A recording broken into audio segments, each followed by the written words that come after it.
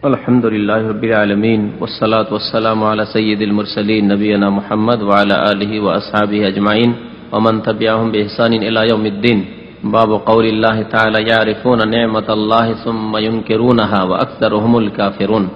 قال مجاهد ما معناه هو قول الرجل هذا مالي ورثته عن آبائي. وقال عون بن عبد الله يقولون لولا فلان لم يكن كذا. وقال ابن قتيبة يقولون هذا بشفاعة آلهتنا. وقال أبو العباس بعد حديث زيد بن خالد الذي فيه وإن الله تعالى قال أصبح من عبادي مؤمن بي وكافر الحديث. وقد تقدم هذا كثير في الكتاب والسنة يذم سبحانه من يضيف إنعامه إلى غيره ويشرك به. وقال بعض السلف هو كقولهم كانت الريح طيبة والما الله حاذقا ونحو ذلك مما هو جار على ألسنة كثير. মহান আল্লাহর সমস্ত প্রশংসা, দরুদ ও সালাম নাযিল হোক প্রিয় নবী মুহাম্মদুর রাসূলুল্লাহ সাল্লাল্লাহু আলাইহি ওয়াসাল্লামের উপর। আল্লাহুম্মা সাল্লি আলাইহি আল্লাহুম্মা বারিক আলাইহি।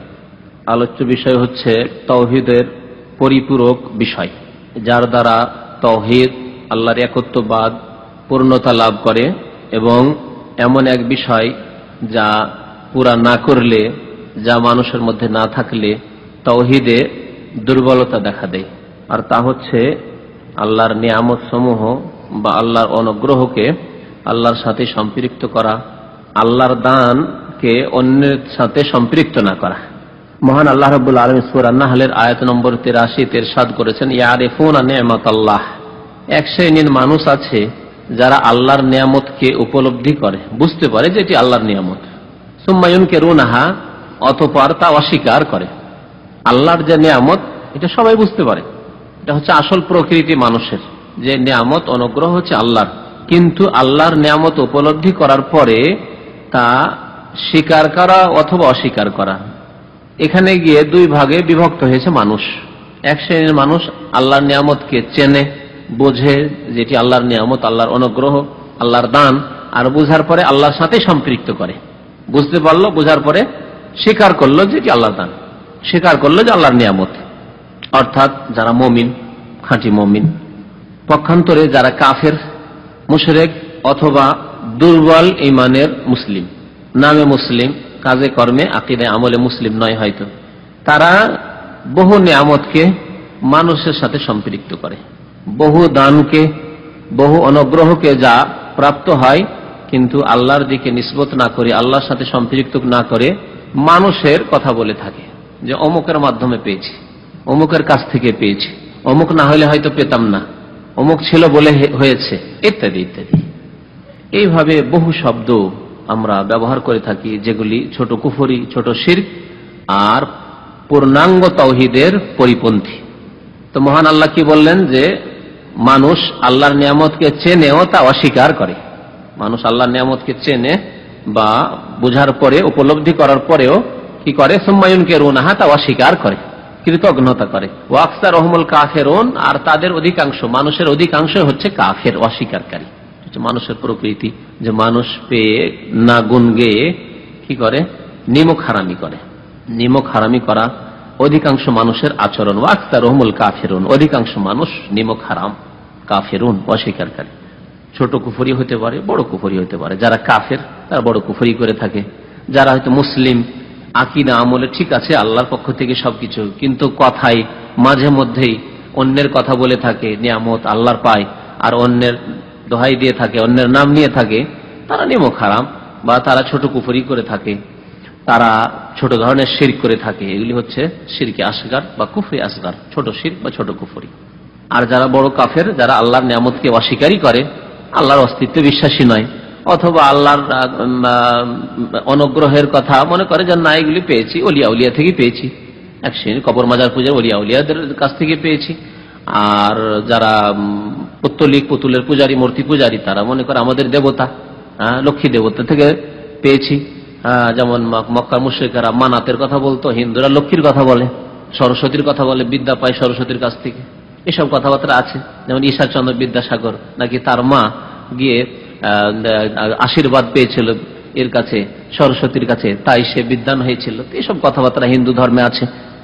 এরা হচ্ছে বড় কাফের, বড় কুফরি তাদের। পক্ষান্তরে মুসলিম যদি আল্লাহর কাছে পায় আর আল্লাহর কাছেই পাই সত্যি, আর আকীদাও রাখে যে আল্লাহর কাছে পাচ্ছি, কিন্তু বলে থাকে যে শিক্ষকটা খুব ভালো ছিল আমার ছেলের, আর ভালো স্কুলে দিয়েছিলাম, ভালো মাদ্রাসায় দিয়েছিলাম, তাই ছেলেও ভালো আলেম বা ভালো জ্ঞানী হয়েছে। ভালো স্কুলে ভালো মাদ্রাসায় পড়িয়েছি তাই বলেই ভালো আলেম হয়েছে, ভালো শিক্ষকের কাছ থেকে ভালো ইলম পেয়েছে। তাহলে আল্লাহ ছাড়া অন্যের সাথে নিয়ামতকে সম্পৃক্ত করলো, ছোট শিরক করলো, যদিও আকীদা ঠিক থাকে যে আল্লাহ দিয়েছেন।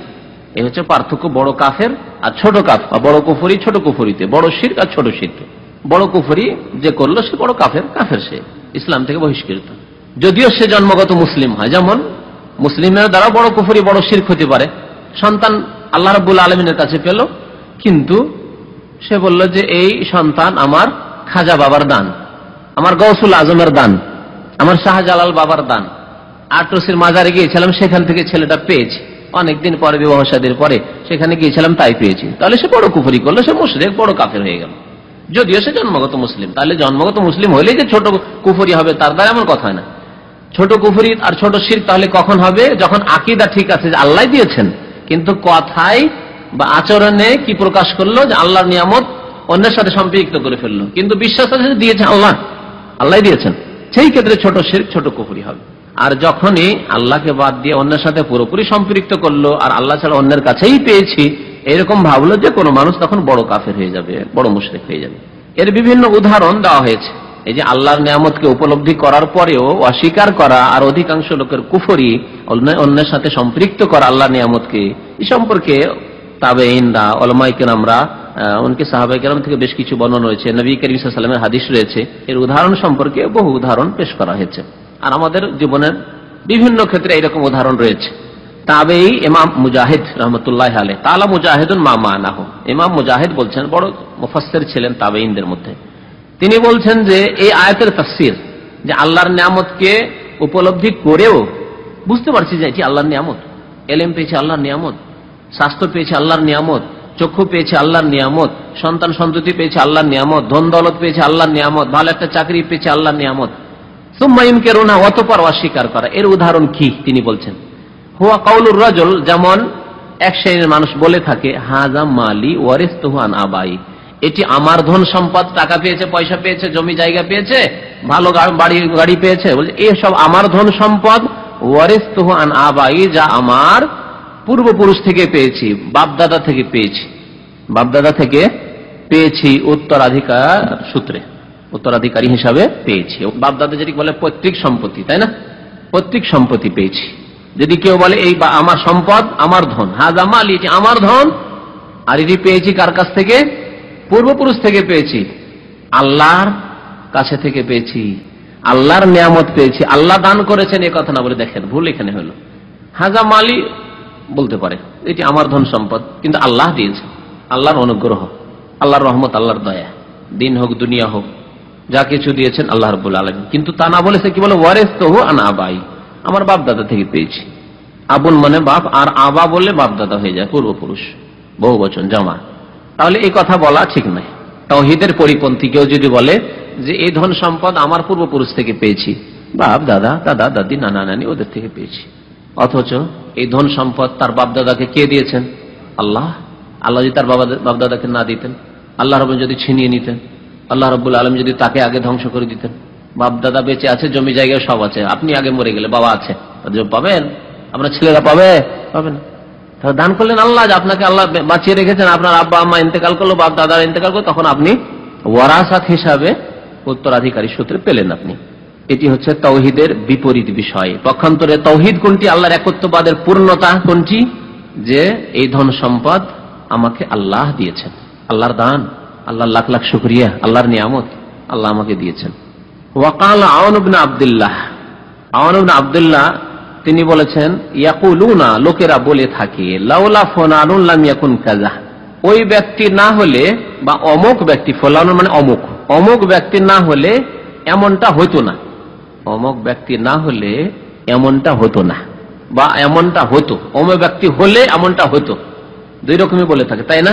যেমন আপনার একটি ভালো চাকরি লাগছিল, মাশাআল্লাহ 2000 রিয়াল বেতন, এখন আপনি 1000 আছেন, কিন্তু একজন লোক আপনার চরম বিরোধিতা করলো, দিয়ে চাকরিটা হইতে দিল না।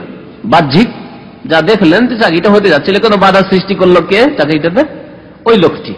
তখন আপনি বললেন লাউলা ফুলানুন লাম ইয়াকুন কাযা, ওই ব্যক্তি যদি এখানে বাধা সৃষ্টি না করতো তাহলে লাম ইয়াকুন কাযা, এমনটা হইতো না, মানে চাকরিটাতে বাধা হইতো না, চাকরিটা আমি পেয়ে যেতাম। এটি কি? শিরক। ছোট শিরক হবে কখন? যখন আপনার বিশ্বাস যে আল্লাহ দেনেওয়ালা, কিন্তু লোকটি একটু বাধা হয়ে দাঁড়ালো, বাধা সৃষ্টি করলো, তাহলে শব্দের দিক দিয়ে এটি হচ্ছে শিরক ফিল আলফাজ, কথার শিরক। কথার শিরক ছোট শিরক, কিন্তু আপনার আকীদা, আপনার বিশ্বাস আছে যে দেনেওয়ালা আল্লাহ, চাকরি দেনেওয়ালা আল্লাহ, চাকরি থেকে সরানেওয়ালা আল্লাহ, সবকিছুর মালিক আল্লাহ রাব্বুল আলামিন, কিন্তু লোকটি এটি বাধা হয়ে দাঁড়ালো, যার ফলে চাকরিটি হলো না। লা ফুলানু, অমুক ব্যক্তি না হলে লাম ইয়াকুন কাযা, এমনটি হতো না। উদাহরণ ঠিক আছে কিনা? তাহলে এটি ছোট শিরক হলো যদি আপনার আকীদা ঠিক থাকে যে আল্লাহ দেনেওয়ালা, আল্লাহ লেনেওয়ালা। আর যদি আপনার আল্লাহ পরকালে বিশ্বাস না থাকে, আল্লাহ নিয়ামতে বিশ্বাস না থাকে, সবকিছু ওর হাতে, সবকিছু বসের হাতে, এই বসটি যদি এইরকম না হতো, দুষ্ট না হতো, তাহলে এমনটা হতো, মানে সবকিছু মনে হচ্ছে যে বসের হাতেই, তাহলে বড় শিরক হয়ে যাবে। আল্লাহকে বাদ দিয়ে যদি মনে করা হয় যে সবকিছু আপনার মালিকের হাতে, কফিলের হাতে, আপনার বসের হাতে, আপনার জিএম এর হাতে, ইত্যাদি ইত্যাদি, আপনার সুপারভাইজার ফোরম্যানের হাতে, তাহলে বড় শিরক হয়ে যাবে। তাহলে এই একটি কথা ছোট শিরক হতে পারে, বড় শিরক হতে পারে। যদি শব্দেই শুধু সীমিত কিন্তু আপনার আকীদা ঠিক আছে আল্লাহ সম্পর্কে, আল্লাহ নিয়ামত সম্পর্কে, তাহলে ছোট শিরক হবে।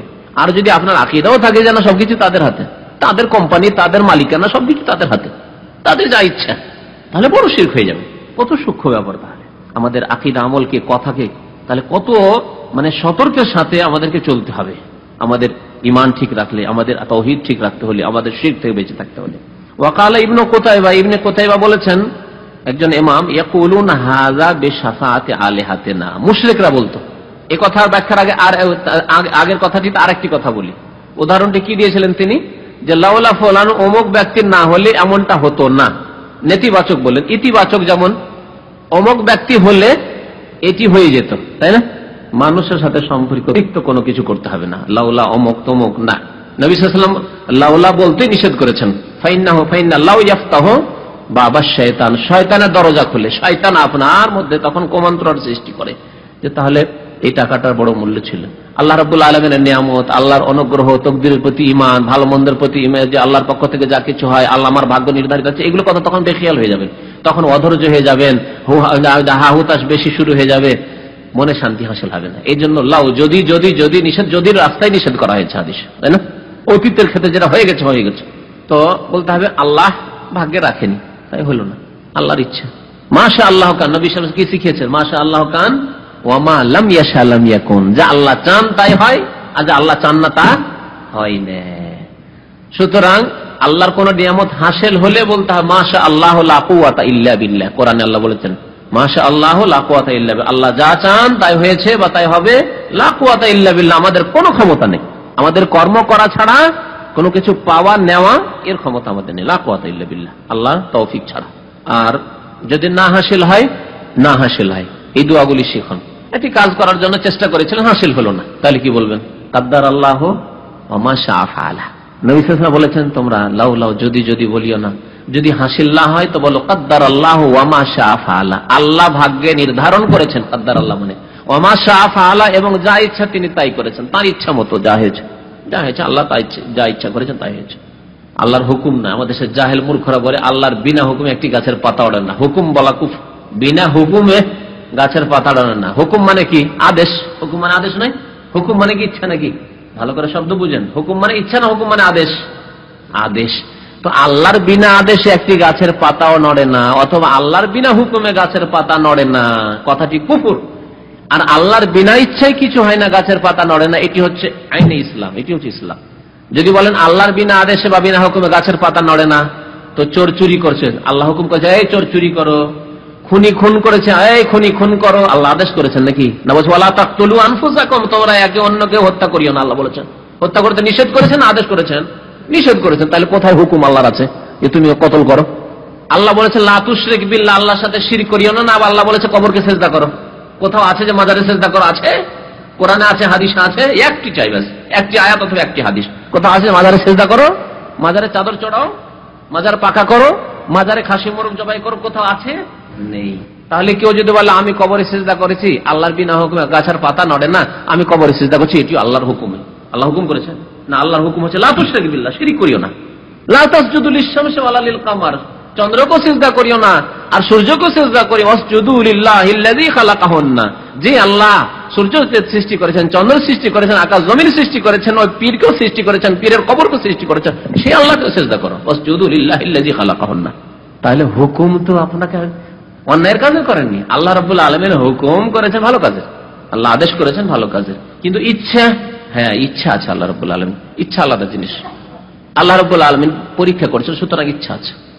একটা উদাহরণ দিব, যদি আল্লাহ রাব্বুল আলামিনের উত্তম উদাহরণ ঠিক আছে, কিন্তু মানুষের সাথে সব ক্ষেত্রে তুলনা চলে না, সৃষ্টির সাথে আল্লাহর কোনো তুলনা নেই, কিন্তু উদাহরণ দিয়ে বুঝাবার জন্য সহজ করি। পরীক্ষা হলে ছাত্র পরীক্ষার্থী লিখছে, উত্তর লিখছে, আর শিক্ষক পাহারা দিচ্ছে। শিক্ষকের আমাদের দেশে পাহারা দেয়, দিচ্ছে যে কে কি লিখছে না লিখছে, দেখছে যে ভুল লিখে চলে যাচ্ছে, উত্তর ভুল লিখছে, জি ওই সময় কি সংশোধন করে দেবে? ওস্তাদ এই ভুল লিখছো কেন, এভাবে লিখো, দেবে? কখনো দেবেন না। চোখের সামনে তার ডা ভুল লিখে চলে গেল, একেবারে হ্যাঁ কেন না বলে উত্তর দিয়ে চলে গেল, কেন? তখন কেন সংশোধন করে দেবে না?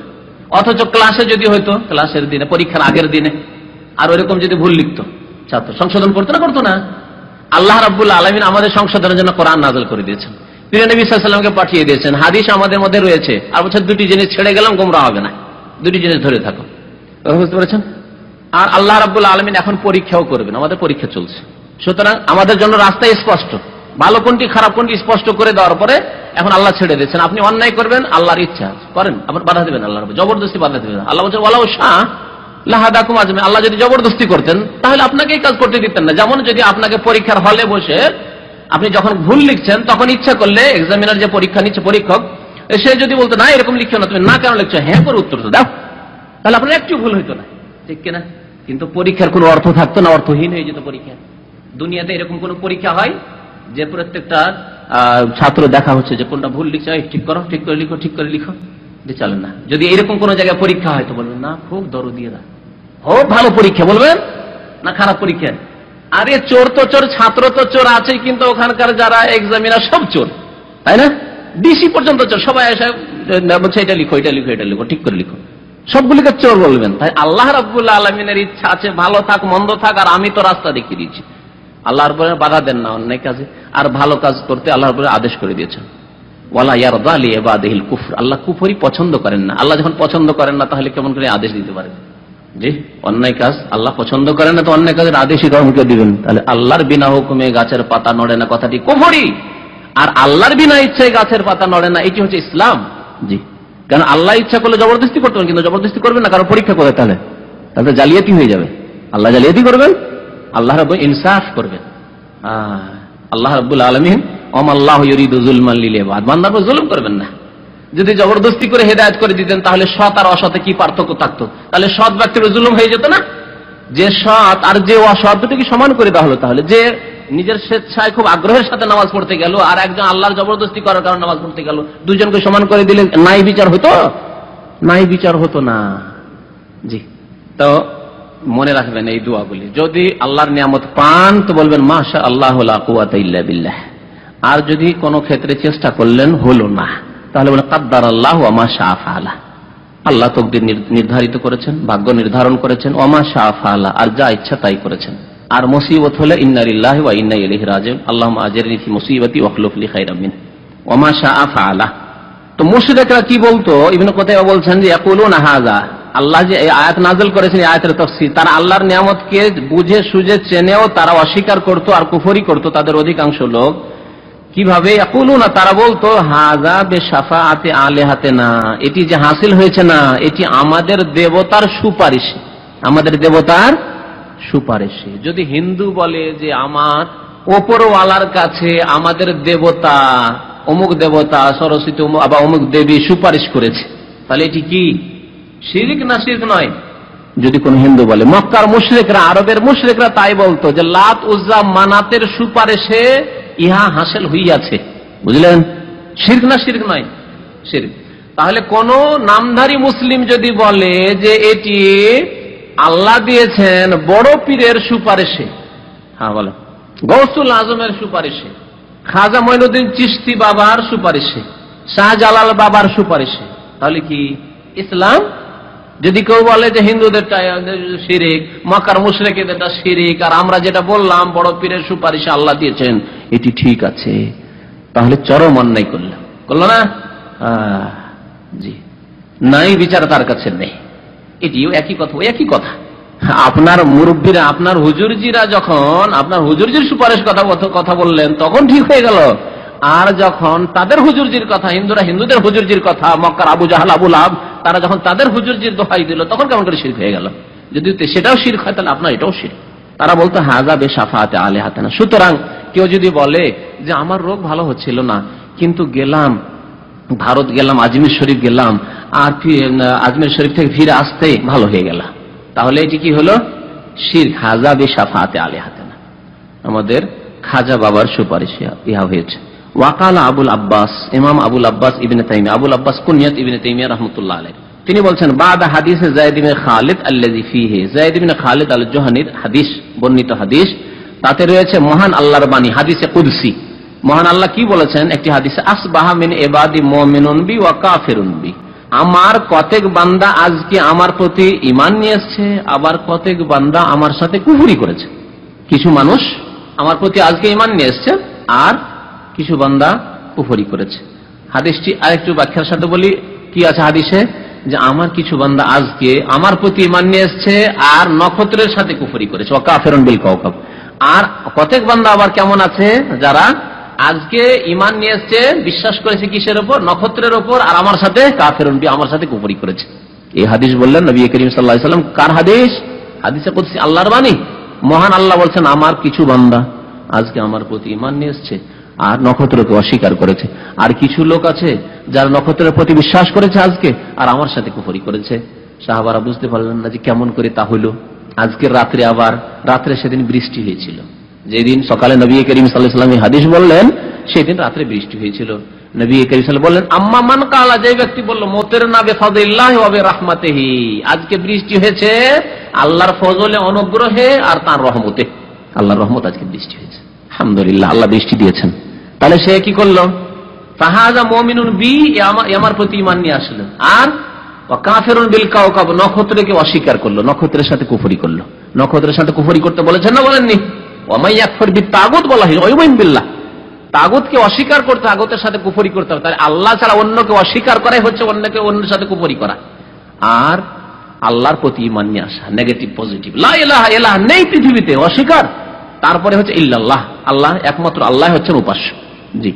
ও আম্মা মান কালা, পক্ষান্তরে দ্বিতীয় শ্রেণীর লোকেরা যারা বলল যে মুতের না বেনাউই কাজা ওয়া কাজা, নউন বলা হয় নক্ষত্রকে, অমুক অমুক নক্ষত্রের কারণে বৃষ্টি হয়েছে, নক্ষত্র বৃষ্টি দিয়েছে, কথা বলে নক্ষত্রের কারণে বৃষ্টি হয়েছে। যদি বলে অমুক নক্ষত্র বৃষ্টি দিয়েছে তাহলে বড় কুফরি, বড় শিরক। আর ছোট শিরকের কথা আগে বলেছি না, মনে রাখবেন।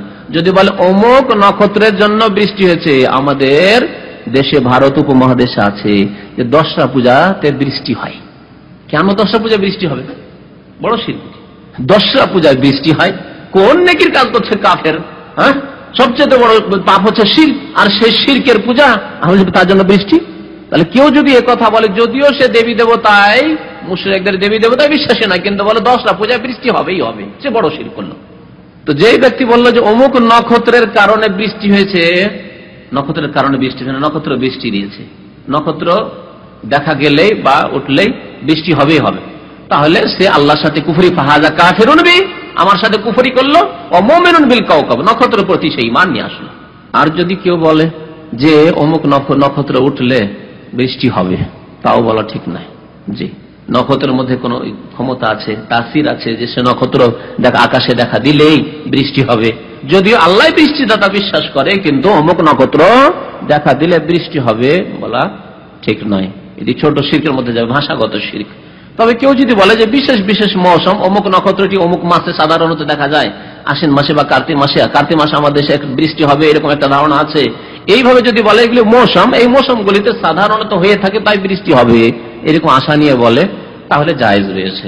তারপরেও আল্লাহর নিয়ামতকে আল্লাহর সাথে সম্পৃক্ত করা ভালো, আশা করা যায় আল্লাহ বৃষ্টি দেবেন, ভাষাটাকে একটু পরিবর্তন করে আশা করা যায় কার্তিক মাস আসলে সাধারণত বৃষ্টি হয়, তো আল্লাহ ইনশাআল্লাহ বৃষ্টি দেবে। জি, এই ছিল হাদিস।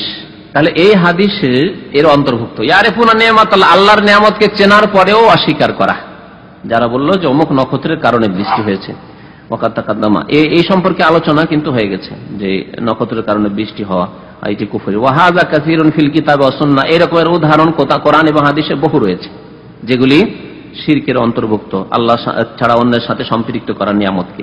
ইয়াযুম্মু সুবহানাহু মান ইউযিফু ইনামাহু ইলা গায়রিহি ওয়া ইউশরিকু বিহি, আল্লাহ রাব্বুল আলামিন নিন্দা করেছেন, আল্লাহ নিন্দা করেছেন ওই সব লোকদের যারা সম্পৃক্ত করে তার এনামকে, মানে তার নিয়ামতকে, অনুগ্রহকে, ইলা গায়রিহি, আল্লাহ ছাড়া অন্যের সাথে, ওয়া ইউশরিকু বিহি, এবং তার সাথে শিরিক করে, আল্লাহর সাথে শিরিক করে। ওয়া ক্বালা বাযুস সালাফ, কিছু সালাফে সালেহিন অর্থাৎ সাহাবা তাবেঈনরা বলেছেন, যাদের নাম উল্লেখ করা হয়নি তাদের উক্তি, হুয়া কা কাউলিহিম, যেমন এক শ্রেণীর লোকেরা বলে নদী পথে, পানি পথে সফর করছিল, নৌকায় চেপেছিল বা স্টিমারে চেপেছিল, আর বলল কান আর রিহ তাইয়্যিবাহ, বাতাস খুব সুন্দর ছিল, অনুকূলে বাতাস ছিল।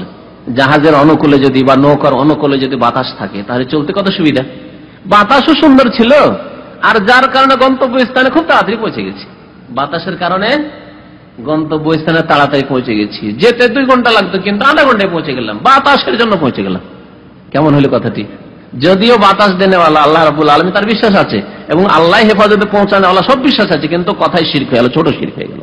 আর কি বলে, ওয়াল মাল্লাহু হাযিকান, মাল্লাহ বলে কাকে, যে মাঝি ছিল বা তরুণী, সে অত্যন্ত পারদর্শী ছিল, হাযিক মানে পারদর্শী, মাহির, অভিজ্ঞ, তার সব জায়গায় সে অভিজ্ঞ, যে কখন কিভাবে নৌকো চালাতে হবে বা স্টিমার চালাতে হবে, সেই ক্ষেত্রে সে বড় পণ্ডিত।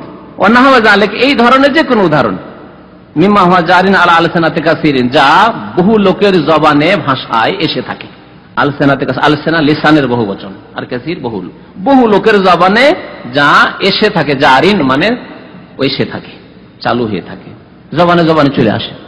ধরেন আবহাওয়ায় খুব কি ছিল, কুয়াশা ছিল, আবহাওয়া ভালো ছিল না, আর আপনার এরোপ্লেন গিয়ে আপনার বিমানবন্দরে নামবে, আর নামার সময় খুব পরেশানি, কিন্তু আলহামদুলিল্লাহ নেমে গেল, শেষ পর্যায়ে আলহামদুলিল্লাহ সহি সালামতে ফ্লাইট গিয়ে ল্যান্ড করলো এয়ারপোর্টে। তখন বলছেন যে ছিল, পাইলট ছিল 1 নম্বর, আর পাইলট যদি এরকম না হতো তাহলে কি যে হতো, গেল শিরক। কিন্তু যদি বলেন আলহামদুলিল্লাহ, আলহামদুলিল্লাহ আল্লাহ আমাদের হেফাজতে সহি সালামতে পৌঁছে দিলেন, আর পাইলট খুব পারদর্শী ছিল, আলহামদুলিল্লাহ আল্লাহ হেফাজত করলেন, তাহলে ঠিক আছে। তার সাথে সাথে বললেন, বা আল্লাহ আমাদের জন্য ভালো পাইলটের ব্যবস্থা করেছিলেন, আলহামদুলিল্লাহ, তাহলে ঠিক আছে। তাহলে সবসময় তাওহীদের ভাষা শিখতে হবে, আর শিরকের ভাষা সম্পর্কে সজাগ থাকতে হবে, সতর্ক, সাবধান, যাতে করে জবানের শিরক না হয়। এগুলো হচ্ছে শিরক ফিল আলফাজ, শব্দের শিরক, কথায় শিরক। ওয়া সাল্লাল্লাহু আলা নবিয়িনা মুহাম্মদ ওয়া আলা আলিহি ওয়া সাহবিহি।